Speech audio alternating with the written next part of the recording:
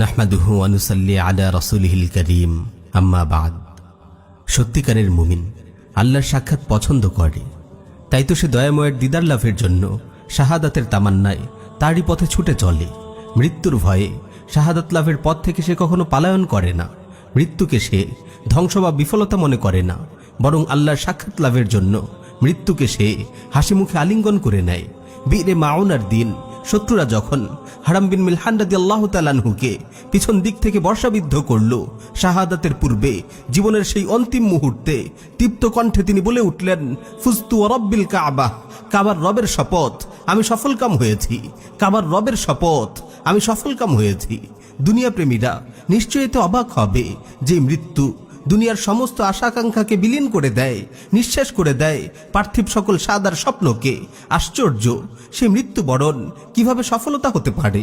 শুনো হে দুনিয়া প্রত্যাশীরা, যে মৃত্যুর মাধ্যমে বান্দা জান্নাতে পৌঁছে যায়, মহান রবের নৈকট্য সাক্ষাৎ লাভে ধন্য হয়, সেই মৃত্যু ধ্বংস বা ব্যর্থতা নয়, সেই মৃত্যু সত্যি মুমিনের জন্য সফলতা লাভের দরজা। বস্তুত আল্লাহর সাক্ষাৎ লাভের জন্যই সাহাবায়ে কেরাম জান্নাতের কথা শুনতেই যুদ্ধের ময়দানে লড়াই করতে করতে শহীদ হয়ে যেতেন। হাতে থাকা কয়েকটি খেজুর খেয়ে শেষ করে তারপর লড়াই অবতীর্ণ হবেন, এতটুকু দেরিও তারা মেনে নেননি।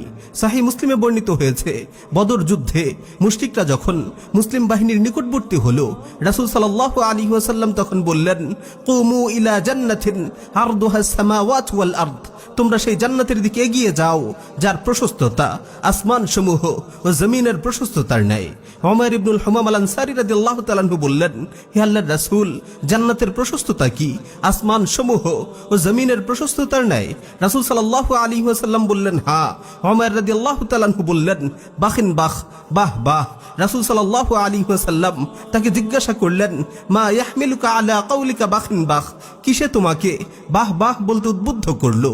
ওমর রাদিয়াল্লাহু তাআলা আনহু বললেন, অন্য কোনো কারণে নয়, আল্লাহর শপথ, ইয়া রাসূলুল্লাহ, জান্নাতের অধিবাসী হওয়ার আশায় আমি এমনটি বলেছি।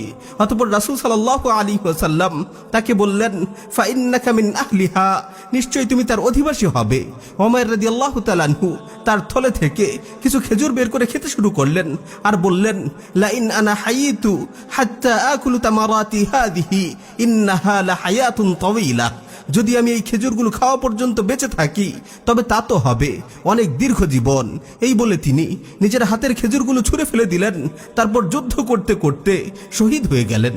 সহিহ বুখারী ও মুসলিমে বর্ণিত অপর এক হাদিসে এসেছে, উহুদ যুদ্ধের দিন এক ব্যক্তি রাসূল সাল্লাল্লাহু আলাইহি ওয়াসাল্লামের নিকট এসে বললেন, হে আল্লাহর রাসূল, আমি যদি আল্লাহর রাস্তায় নিহত হই তবে আমি কোথায় থাকব? জবাবে রাসূল সাল্লাল্লাহু আলাইহি ওয়াসাল্লাম তাকে বললেন, জান্নাতে। লোকটি তখন তার হাতের খেজুরগুলো ছুঁড়ে ফেলে দিলেন, অতঃপর যুদ্ধ করতে করতে শহীদ হয়ে গেলেন। হ্যাঁ, তারা এই প্রকৃত সফলতার স্বরূপ বুঝতেন, তাই তো সেই সফলতা লাভের জন্য মৃত্যুকে ভালোবাসতেন। আবু দারদা রাদিয়াল্লাহু তাআলা আনহু বলেন, আমি আমার পালনকর্তার সাক্ষাতের আশায় মৃত্যুকে ভালোবাসি। বিলাল রাদিয়াল্লাহু তাআলা আনহুর অন্তিম মুহূর্তে তার স্ত্রী বলছিল, ওয়া হুজনা, হায় কি কঠিন বেদনা। স্ত্রীর মুখে এমন কথা শুনে বিলাল রাদিয়াল্লাহু তাআলা আনহু বলে উঠলেন, ওয়া তারাবা, আহ কি আনন্দ। গাদান আলকাল আহিব্বাহ মুহাম্মাদান ওয়া হিজবাহ, কাল আমি আমার প্রিয় বন্ধু মুহাম্মদ সাল্লাল্লাহু আলাইহি ওয়াসাল্লাম ও তার সাথীদের সাথে মিলিত হব। মৃত্যুর কঠিন মুহূর্তে বিলাল রাদিয়াল্লাহু তাআলা আনহু আনন্দ প্রকাশ করছেন, কারণ তার দৃঢ় বিশ্বাস ছিল মৃত্যুর পর্দা সরে গেলেই আমি তো আমার বন্ধু মুহাম্মদ সাল্লাল্লাহু আলাইহি ওয়াসাল্লাম ও তার সাথীদের সাথে গিয়ে সাক্ষাৎ করব। এবার শুনো অন্তিম মুহূর্তের সম্মুখীন এক সালাফের কথা। কত চমৎকার কথা বলে তিনি তার ক্রন্দনরত মেয়েকে সান্ত্বনা দিচ্ছেন। রবি ইবনে হাইসাম রাহিমাহুল্লাহ বলেন, আমার বাবা যখন মৃত্যু মুখে পতিত হলেন, আমার বোন তখন খুব কাঁদছিলেন। তাকে এমন কাঁদতে দেখে বাবা বললেন, মেয়ে আমার কেঁদো না, বরং বলো এ যে আমার জন্য সুসংবাদ, কারণ আজ আমি আমার রবের সঙ্গে সাক্ষাৎ করতে যাচ্ছি। আসলে পুণ্যবান মুমিনরা এমনই ছিলেন, তাদের নিকট আল্লাহর সাক্ষাৎ লাভ ছিল মধুর চেয়েও বেশি প্রিয়। দয়াময়ের দিদার লাভের জন্য সবসময় তারা বেকুল ছিলেন। হে ভাই ও বোন, আজ কি হলো আমাদের? কেন আমরা আল্লাহর সাক্ষাৎ লাভের জন্য এমন আগ্রহী হই না? ভেবে দেখো, নিজেকে জিজ্ঞেস করো, কোন সে কারণ? কেন তুমি আল্লাহর সাক্ষাৎ লাভের পথে কদম বাড়াও না? মৃত্যুর প্রতি তোমার হৃদয়ে কেন এত ভয়, কেন এত শঙ্কা? দুনিয়া, হ্যাঁ, দুনিয়াতে বেঁচে থাকাকেই যে পরম সার্থকতা ভাবে, দুনিয়ার ভালোবাসাকে যে তার হৃদয়ে স্থান দিয়ে রাখে, প্রবৃত্তির কামনা বাসনায় যে মত্ত হয়ে পড়ে, সেই তো আল্লাহর সাক্ষাৎকে অপছন্দ করে, মৃত্যুকে আলিঙ্গন করতে ভয় পায়, শাহাদাতের পথ থেকে পালিয়ে বেড়ায়। শোনো, দুনিয়াতে বেঁচে থাকে যদি সার্থকতা হতো, তবে রাসূল সাল্লাল্লাহু আলাইহি ওয়াসাল্লাম তাই বেছে নিতেন। কিন্তু তিনি আল্লাহর সাক্ষাৎকেই বেছে নিয়েছেন।